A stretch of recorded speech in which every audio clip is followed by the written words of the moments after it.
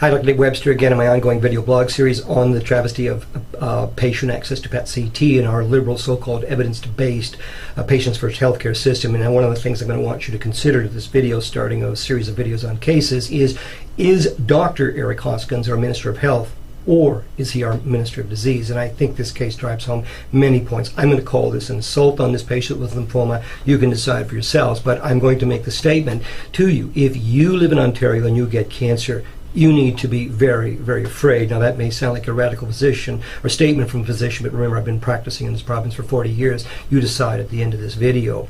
So this is a 56-year-old patient. December 2016, they're unfortunately diagnosed with lymphoma in their abdomen. Now, the accepted rule of standard of imaging management for that patient years ago, and in places like Chile and Argentina, would have been with FDG PET scanning. But this patient lives in Ontario, and the first time they'll get access to a PET scan will be in January 2018, just a little over a year later. Now, up to this point, all treatment decisions by compulsory Cancer Care Ontario standards will be based on CT. Now, here's a coronal image of the body. This is, you can see the plane we're going through, liver, heart, a lot of air in that abdomen right there, in the bowel. This is inside the bowel. This patient needs to pass some air. This is the bladder down here, and this is the mass in the abdomen, in the mesentery. Now, most people don't know what the mesentery is, but this is our large bowel and our small bowel, and it hangs off this apron we call the mesentery. It's got fat, blood vessels, lymph nodes, and so on. So, as I've said before repeatedly, CT has an exquisite ability to look at anatomy and structure. So this is the mass and the site of the original lymphoma. Now, what you have to remember is, even if this patient did actually have a complete response to therapy, there's still going to be a mass left. This is not going to disappear completely. So the question, remember, though, is that the CT has virtually zero ability to determine whether the residual mass is actually a totally successful treatment, you've got nothing but scar tissue, or whether there's active cancer or scar tissue, or both, possibly even more metastasis, as we'll see. A big difference with the patient, but there's no way the CT can tell that. So how do the physicians in Ontario get to decide if this was a successful treatment using these Cancer Care Ontario guidelines? You guessed it, serial CT scans. And if the mass is basically getting smaller, maybe it's not getting any bigger, you make the decision to stop therapies, and the patient's fine. Look, go home, we'll just keep doing CT exams, right? So late summer now, not a year yet, and this patient starts to develop symptoms of eating, bloating, pain in their abdomen, and in fact the patient was developing an obstruction of their bowel. Now, that easily could have been caused by simply scar tissue from the radiation and the treated cancer. Totally successful treatment, but now the bowel is getting trapped in some of the scar tissue. Or it could have been caused by cancer reactivating. Or I want you to consider, was it ever actually treated properly in the first place? So the CT scans, again, are showing stable masses. That's all they can say. Well, we think it's fine. Don't worry. Have a nice time. We'll fix the obstruction. But the physicians, of course, they go to meetings and so on and know that this patient really should have a PET-CT. But because they live in Ontario, they have to have a diagnostic CT, and they need to get tissue to decide whether or not they can actually do the PET in the first place. So this is how this is done. This is not this particular patient, but it's kind of a funny picture. The patient is now, this is their right side and their left. They're, of course, lying on their side. Their sacrum here, sacral bone here, the right pelvic bone, and this is fat in the abdomen. And what happens is the patient is laying on a CT bed. This is the CT scanner, the radiologist, and the needle in their hand here. And this is actually the CT picture of the needle going in. Now, of course, the radiologist doesn't see this. The patient has to be in the scanner to put that needle in. So what happens is they put the needle into a lot of structures. You can imagine you want to avoid bowel, blood vessels, and so on. You want to just get the mass here. So the patient is repeatedly moved in and out of this scanner. Move the needle a little bit, put them back in, more radiation, look, move it here, let's put it over here. It may take 6 or 8 or more adjustments to do that until the radiologist is happy with that. This could be 30, 40 minutes or more. And remember, each time the patient is getting more radiation exposure, and of course, not to mention, imagine you're the patient lying there. You're worried your cancer is coming back. You've got all that anxiety, you've got the discomfort and radiation exposure and so on. You can imagine what that would be like. Now, one of the complications can be is that if you perforate the bowel here, this is air in the bowel here, a lot less in this case, but this out here and here, that's not in bowel. The bowel has been perforated. The only way that air could get there would be because they've perforated the bowel with that needle. And if that happened to be the colon where there's stool, you can imagine imagine the consequences. These people get incredibly sick and can die from what we call a gram-negative septicemia. So here we have our patient again. This is the other question is, where are you going to put the needle, right? You're going to have to put the needle in order to get your PET CT, right? So let's consider another example. This is a patient with a mass in their lung, left lung, right lung. There's a sternum again. But you have to kind of make the assumption that all of that mass is active cancer. So you just put the needle in, you get your tissue and your diagnosis, right? Or is it? So this is the exact image here. This colored area here is FDG PET. This is where there's active cancer cells, right, in that patient. So if the radiologist is lucky enough to put the rate there, which remember occupies, you can see, occupies far less than 50% of that mass, you get the cancer diagnosis and the patient starts on the right therapy. But even statistically speaking, guess what? Chances are, and I see this all the time, the needle is placed here. This is scar tissue. This is not cancer. That is going to be a negative biopsy.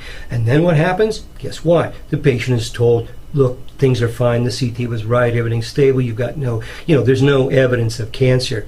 And what do you want to take a wild guess as to what will happen to this patient's future? You think this cancer is, by the time this cancer is growing enough that they can say, oh, look, it probably really is cancer. You think it's going to be a bit late? Yeah, it will be. So, in the follow-up, you guessed it, they're going to have serial CT scans to decide whether this patient's cancer is coming back. And this truly is evidence-based, patient's first healthcare, courtesy of Cancer Care Ontario. Dr. Hoskins, I assure you, simply does not want you as patients to have access to this as one of the many critical uses of PET CT around the world. Now, go back to our patient here. Again, this biopsy isn't from the patient, but this is an example of lymphoma. And imagine this one. Sometimes they actually have to lie the patient on their stomach. This is their back. You can see their pelvis here. And they actually have to put this biopsy needle right through the pelvic bone. You can imagine what that's going to feel like. Now, sometimes this is absolutely necessary, but you'll see how the PET can help us with that and point out, yes, it is necessary. And I assure you the physicians are very talented that are doing this, and every precaution is taken. But there can be risks, of course, as you know. It's impossible not to. So, but now they've got the tissue, they've had all the CT radiation and so on, the Dr. Hoskins will now graciously allow this patient to have an FDG PET. Now this is the scan here, and this is the cancer in her abdomen. Now remember, you really think that was actually fully treated and now it's just coming back? Probably not, eh? But in addition, it shows some other information besides other sites of cancer here. There's one little spot here and another one at the base of the neck. Just what the heck are those on our PET scan? So the one in the abdominal wall here, that little spot, guess what? It's not in the abdomen or the bowel. It is actually in the muscle in the wall. You could probably feel that, or you could certainly put an ultrasound over there, identify it. You could do it on your tabletop in your kitchen, put a little disinfectant, take a biopsy, virtually no risk to the patient, absolutely minimal discomfort, over in 10 minutes, and potentially get your answer there. But what about this one at the base of the neck here? You can see this is very active on the PET here. This is this is the fused image. This is with just the CT. And by the way, this patient did have a diagnostic CT. That actually was on there. They didn't see it, so the reason for the Cancer Care Ontario compulsory diagnostic CT that the physicians are forced to use in these patients would be, so with virtually no risk, we could take Dr. Hoskins' shiny desk at Queen's Park there, clean it off, put the patient on, and do this biopsy with virtually no risk to the patient. As I said, in and out of his office in 15 minutes, the whole thing's done. Now, this is your sugar, remember, this is doesn't mean cancer cells. It's possible this could be an infected cyst or something else. If it is, then you go to the site in the abdomen. It's so simple. Why don't you do both at the same time? And so on. If they're not cancer, then maybe you do have to go into the abdomen. But you now know, as you saw from the lung example, where you need to put the needle to get the best possible example. Remember, Dr. Hoskins, Ms. Wynn, and the Liberals simply do not want patients to have access to this another critical use of PET CT. So a question I've asked you before, do you really think this lymphoma was fully treated and now it's roaring back like this? This is only literally maybe 4 or 5 months after they finished their therapy and we're told everything's fine. You have a nice time with the family, right? So remember my example. If you've seen my video on the 16-year-old lymphoma patient, we now know that when you start on lymphoma patients over the 6 cycles, you can stop at 4 cycles and then decide. But you have to have a CT, remember, because you live in Ontario. That's the pre-treatment, post-treatment. There's virtually no change. Does this patient, can we stop therapy or not? Who knows? This is the patient's pre-treatment PET. There's the disease, the heart down there. This is the post-treatment PET. Anybody have trouble deciding whether or not this patient can have the option of not going through 2 more cycles? Okay, but of course in this patient we'll never know, since this is the patient's first PET CT.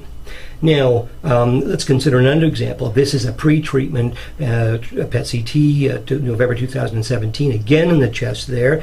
This is after 4 cycles, right? Same disease, different patient. Look at the response. It's a little smaller, but it's actually worse. The patient now has new cancer down here, and there's a couple of other spots when I looked carefully on that exam, right?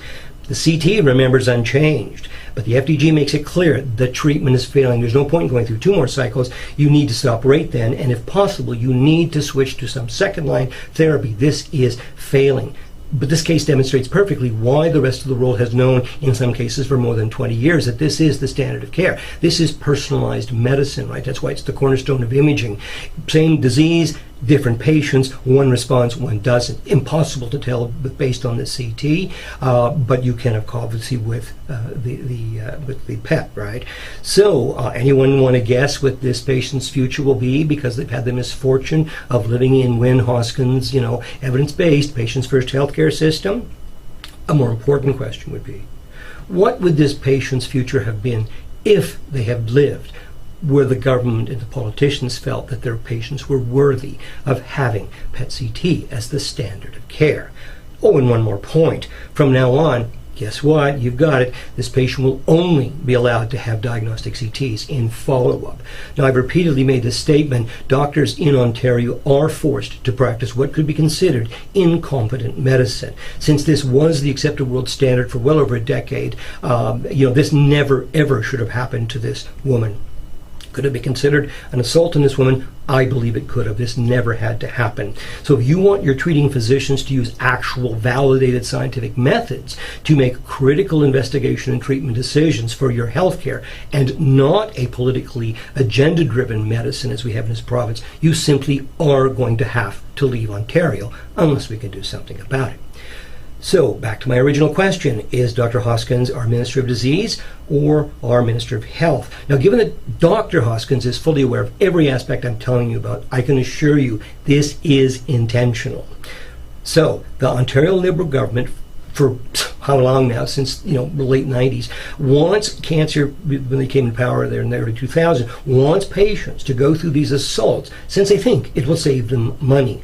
And the government medical experts, there may be many things, but they're not idiots. I assure you they know exactly this is why the world uses PET CT. But remember, as government experts, their job is to come up with the evidence to justify OHIP policies that the Liberals have already decided on.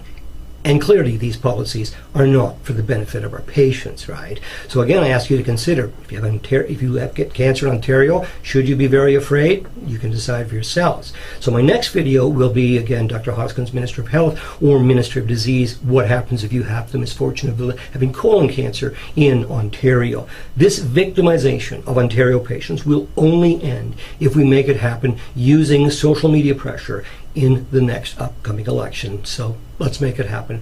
Thanks, and look forward to the next video to chat with you.